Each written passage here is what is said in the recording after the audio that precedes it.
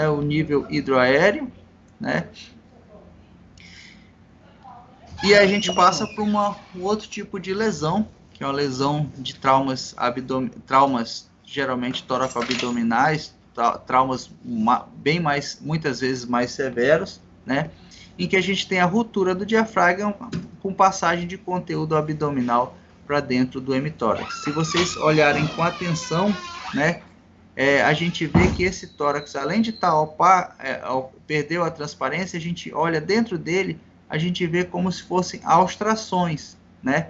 Rompeu o diafragma e provavelmente passou o ângulo esplênico do cólon, provavelmente passou baço aqui, que a gente tem uma redução de transparência, uma imagem semelhante a um baço aqui, às vezes passa rim, passa o que tiver de estrutura, dependendo da falha promovida pelo trauma. Lembrando que é muito mais frequente que a gente tenha esse tipo de alteração do lado esquerdo do que do lado direito, né? Por quê? No lado direito a gente tem uma certa proteção pelo fígado, que está aqui.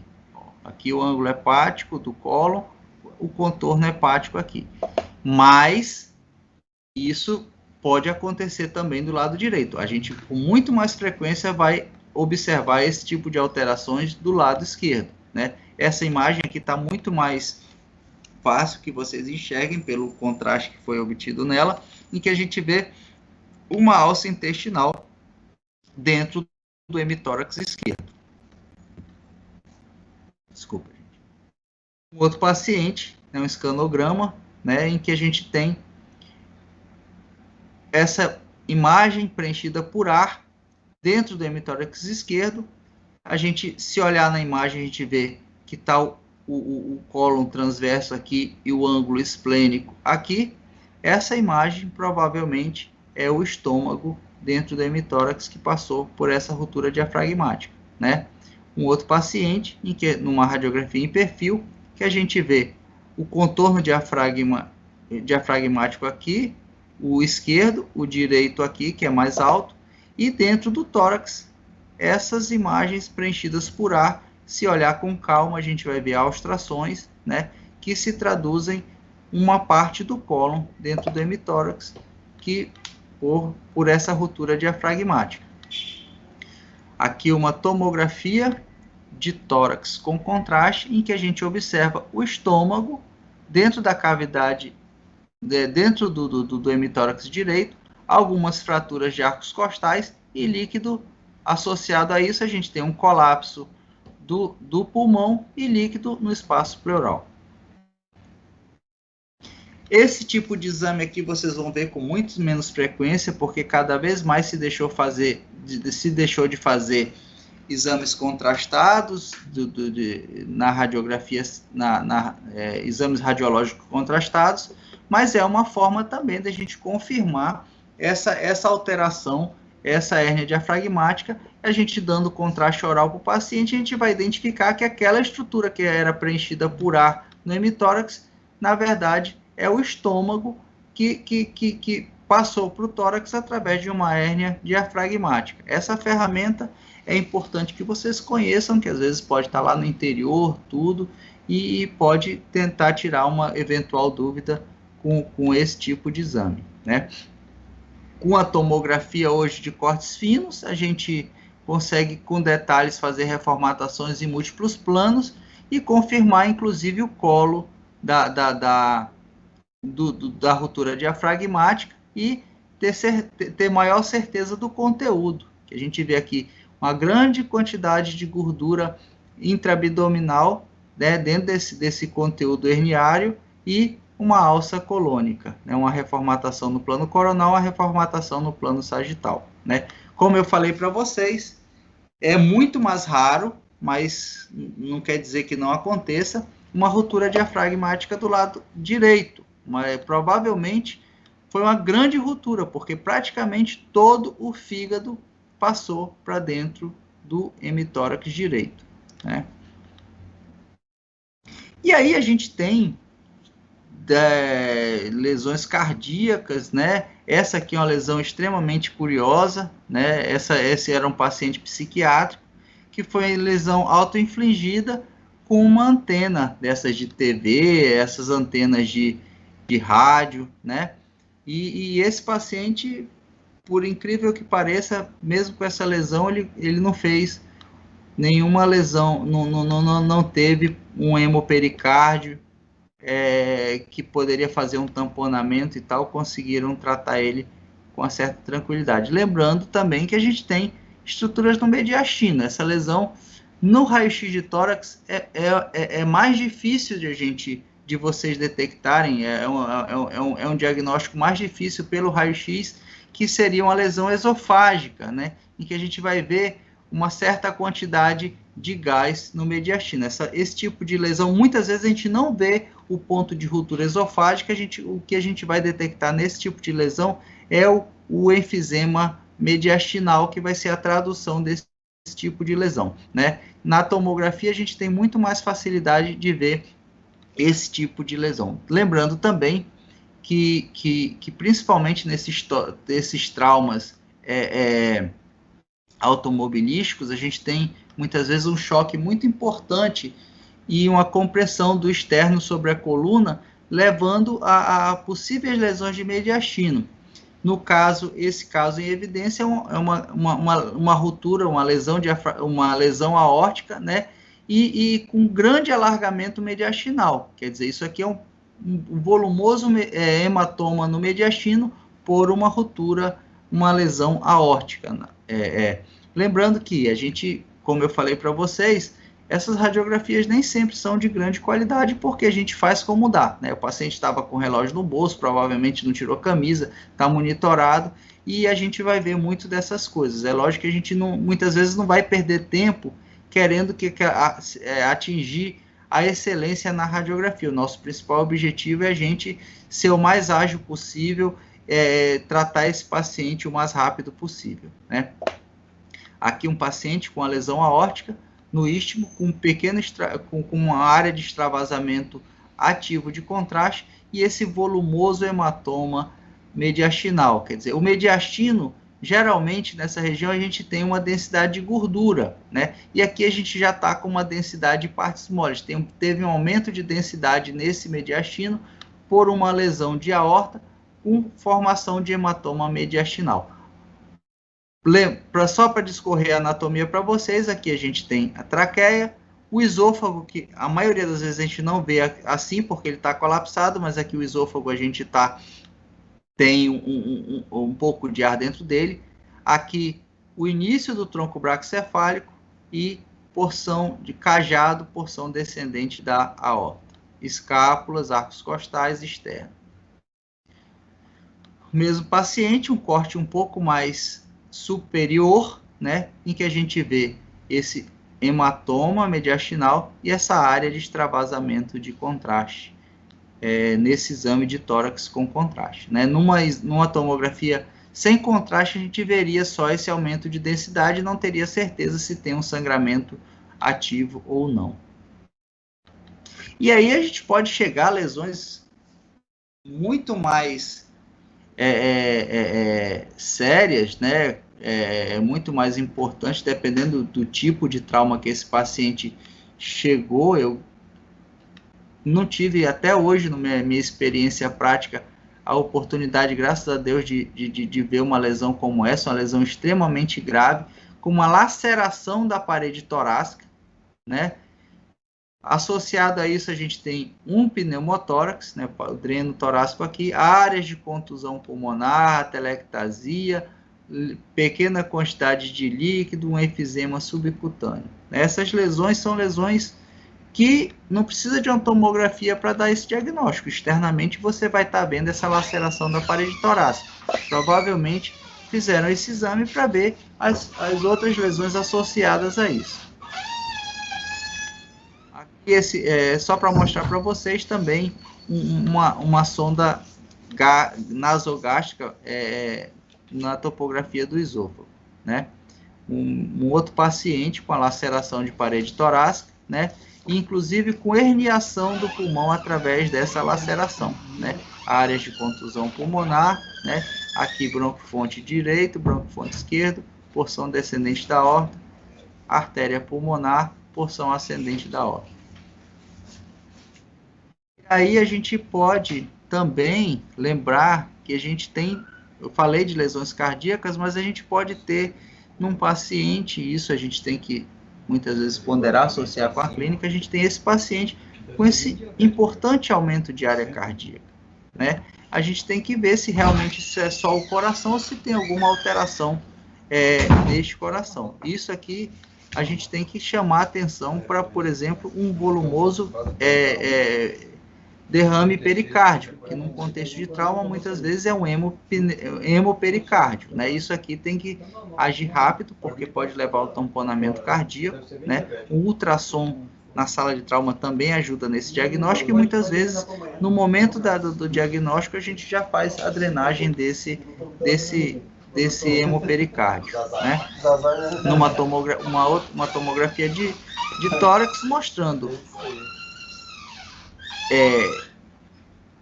um hemotórax bilateral e um hemopericárdio, o coração já inclusive sofrendo um certo grau de tamponamento, tá? Essa linha escura aqui, que vocês vão ver entre o líquido e o coração, é a linha, é a gordura pericárdica, tá? Densidade de gordura.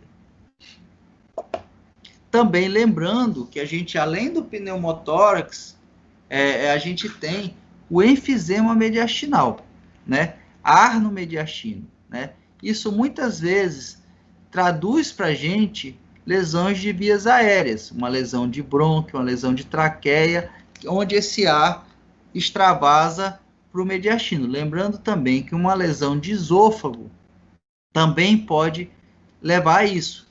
Mas esôfago, no contexto de trauma, geralmente é por trauma direto, né? Um corpo estranho, alguma coisa que levou a essa lesão esofágica. Uma lesão de via aérea pode acontecer dentro do contexto de trauma geral. Às vezes até lembrar também que a gente não está falando só de trauma contuso. A gente, dentro do contexto de trauma, a gente tem os traumas perfurantes, pérfuro-cortantes, tudo a gente falando de maneira geral no trauma, tá? Então a gente tem ar no espaço mediastinal, né?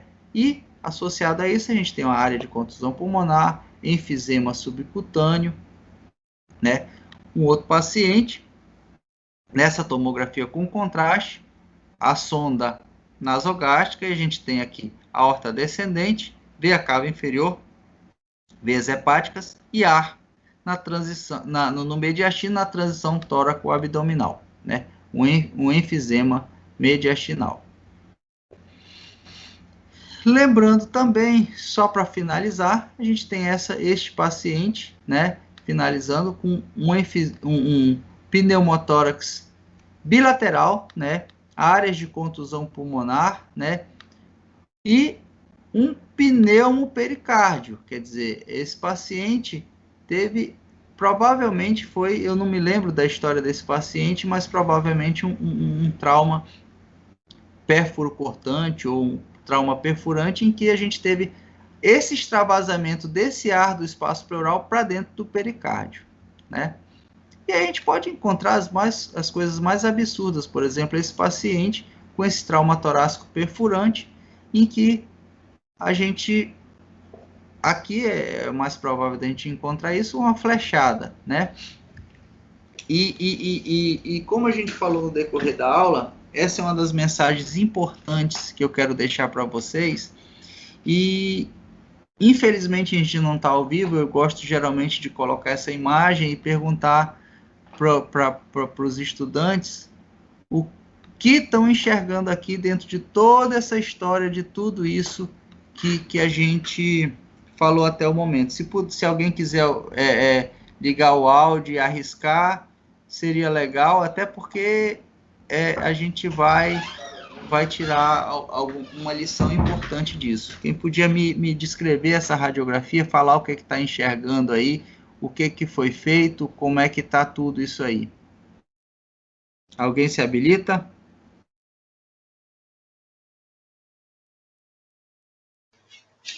Doutor, eu acredito que tem aqui uma área de contusão pulmonar, desse hemitórax direito.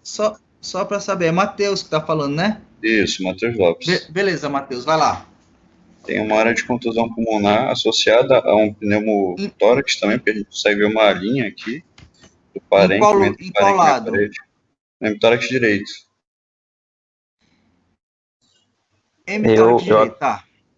Vamos lá. Além de que ele está entubado também, está monitorado.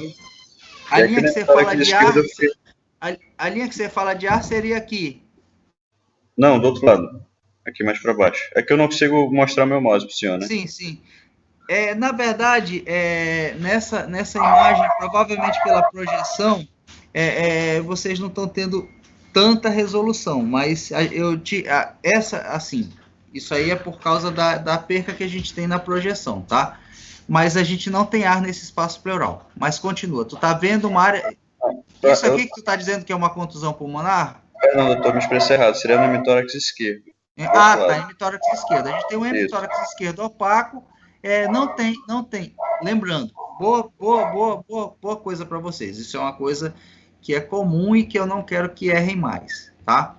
Da mesma forma que vocês analisam o paciente à beira do leito, exames de imagem são analisados da mesma forma, tá?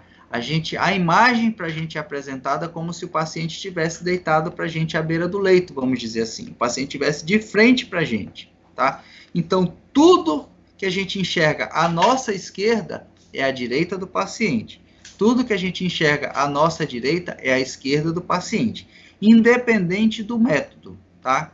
Sempre vai ser apresentado à beira do leito, tá? O que está para cima geralmente é cefálico, o que está para baixo geralmente é podálico, certo? Tranquilo, doutor. E aí no hemitórax eu fiquei com um pouco de dúvida, porque a gente tem, eu não sei se é a trama vascular ainda aqui no meio, mais próximo à linha média. Tem sim. Eu tenho o vaso chegando até a periferia. Outra coisa, na imagem, a gente não tem ar nesse espaço pleural do lado esquerdo, tá? A gente tem ele todo opaco, tá?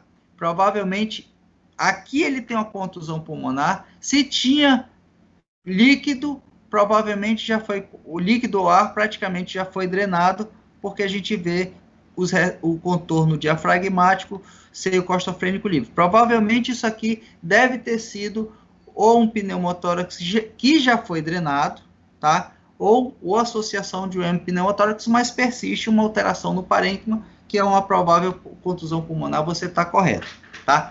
Nesse outro lado, a gente vê trama vascular chegando da porção normal, quase até 1 centímetro da periferia, correto também. E aí o que te gerou dúvida provavelmente foi isso aqui, né? Isso, nessa porção de cúpula, não sei se tem um pneumotórax ou se tem a área de contusão também nesse lobo superior. Cúpula, quando a gente fala em cúpula, geralmente a gente se refere ao diafragma, tá? Aqui a gente chama de ápice, região apical ou superior, tá? Então tem uma redução de transparência aí, né? O que foi feito de intervenção nesse paciente? Esse paciente, de certa forma, já foi tratado, né? A gente vê que ele está monitorado, já viu que tem esse dreno torácico aqui, né? Que está bem posicionado, está ali quase dois arcos costais acima do diafragma, com trajeto ascendente. E o que mais foi feito de intervenção nesse paciente? Além do dreno de tórax, ele foi entubado também. Entubado, legal. E esse tubo, como é que tá ele aí? A imagem está perdendo um pouquinho de resolução aqui para mim, acho que é por causa da conexão. Não sei se outro colega consegue ver aí. Dá um zoom aí que tu vai ver. O tubo geralmente ele tem uma linha rádio. Ele está seletivo? Hã? Ele está seletivo? Correto. Tá na densitometria? Correto. Ih, peraí que truncou a coisa aqui. Corretíssimo, senhor. Então, uma mensagem que eu quero deixar dessa imagem para vocês é isso, né? A gente interviu no paciente, tratou, estabilizou. A gente sempre tem que... Isso é independente de um paciente de trauma, né? A gente fez uma intervenção, a gente tem que checar se aquela nossa intervenção foi efetiva ou se foi bem feita, porque lembrando que a gente às vezes pode causar iatrogenias, né? Esse paciente tratou, drenou o tórax esquerdo dele, intubaram, né? e corretamente foi feita uma radiografia após essas múltiplas intervenções. Se tivesse uma sonda gástrica, também na radiografia ia checar a posição, um catéter venoso central, a radiografia de tórax é muito importante para isso. Então, na radiografia percebeu-se que esse paciente estava intubado seletivamente, né, com colapso de todo o lobo superior do pulmão direito. Todo o lobo superior do pulmão direito atelectasiou.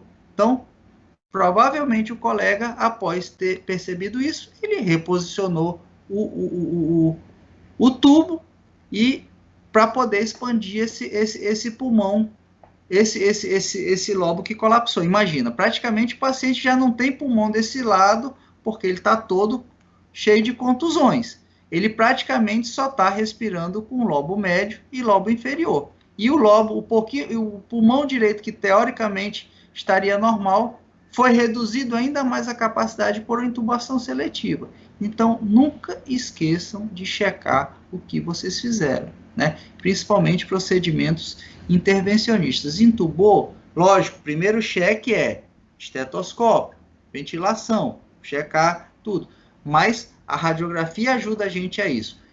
Passou um tubo, checa. Eu já peguei pacientes já internados há alguns dias após um trauma, e o pessoal com um dreno sem grande efetividade, e na verdade não tinham drenado o tórax, tinham drenado o abdômen e o tubo tinha ido para dentro do cólon, né? O paciente, depois disso, teve que fazer uma colostomia, tudo. E essa alteração foi checada dias ou horas após a intervenção, numa tomografia que ele foi fazer, eu acho que por outro motivo, né? Então, é importante a gente checar o que a gente fez. Catéteres venosos centrais, tem sempre, você já deve ser de conhecimento de vocês, a gente sempre tem chance de fazer um pneumotórax, então não custa, né? Além de checar clinicamente, lançar a mão de um exame de imagem para ver se, por exemplo, o catéter não subiu, em vez de descer para a cava, ele não subiu para jugular, né? Checar a posição do tubo, checar a posição do dreno, checar a posição de sonda nasogástrica. É sempre importante isso, né? E, repetindo a mensagem que eu passei para vocês no início da aula, paciente só vai para a sala para o setor de diagnóstico por imagem estabilizado, tá? Muitas vezes se intervém, se passa tubo, dreno torácico, tudo clinicamente. Se vocês, quem já teve oportunidade de estar numa sala de trauma, o colega lá da emergência, muitas vezes, clinicamente percebe que o paciente ou tem um pneumotórax ou que tem um hemotórax e já drena ali na hora, né? Porque muitas vezes essas lesões, se a gente protelar, elas vão evoluir muito mal, né? Então, mensagem é: chequem o que foi feito, né? Segundo, paciente estável para fazer imagem. A exceção de que, se eu tenho raio-x ali e faço no momento que eu estou intervindo no paciente, faço raio-x, o ultrassom, como a gente vai falar no segundo momento, que a gente pode lançar a mão para dentro da sala de trauma. E era isso, gente. Alguma pergunta, alguma sugestão? Estamos abertos aí. Eu acho que em meia horinha a gente consegue ver o abdômen, se vocês ainda tiverem Professor, tem animados. algumas perguntas no chat aqui. Deixa eu ver se eu... Vamos ver aqui. Vamos baixar aqui.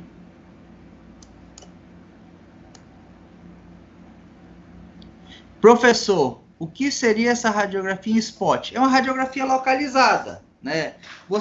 Hoje, a gente praticamente não faz mais isso, porque a gente tem os exames, vocês não veem mais exames analógicos, e a gente, nos exames digitais, a gente, na própria estação de trabalho, a gente consegue dar um zoom e ver com mais detalhes determinadas dúvidas, né? Mas a gente tem lança, por exemplo, na mamografia ainda isso.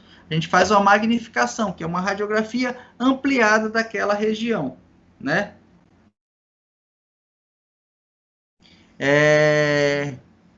Doutor, por que o pneumotórax do pulmão não fica totalmente colabado como hipertensivo? Porque o mecanismo de válvula, a pressão naquele espaço pleural ainda está inferior à pressão de expansão pulmonar.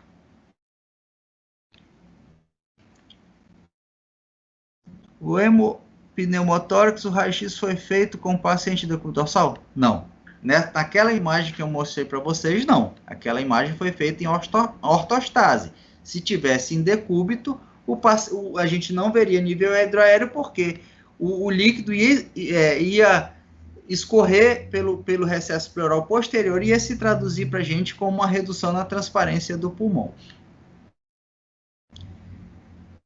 Pneumodiastino, como avaliar a presença de lesão na árvore traqueobrônquica pela imagem? Aí é olhar as imagens, principalmente no raio-x, isso é muito difícil, a gente consegue ver, mas a gente tem menos definição. Na tomografia, olhar a anatomia da árvore traqueobrônquica e seguir. Aí muitas vezes a gente tem só a tradução da lesão e a gente pode não ver o local da lesão, dependendo do tamanho.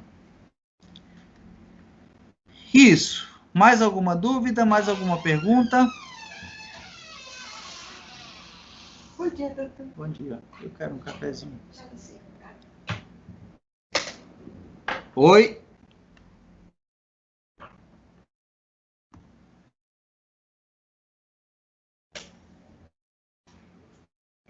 Querem seguir ou querem deixar para um segundo momento a outra aula? Pode seguir. Pode seguir. Então, a outra é um pouco mais rápida, assim, que a gente vai... Deixa eu abrir aqui só um instantinho.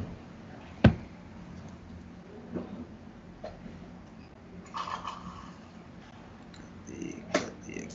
Deixa eu só ver aqui que eu tô com a minha...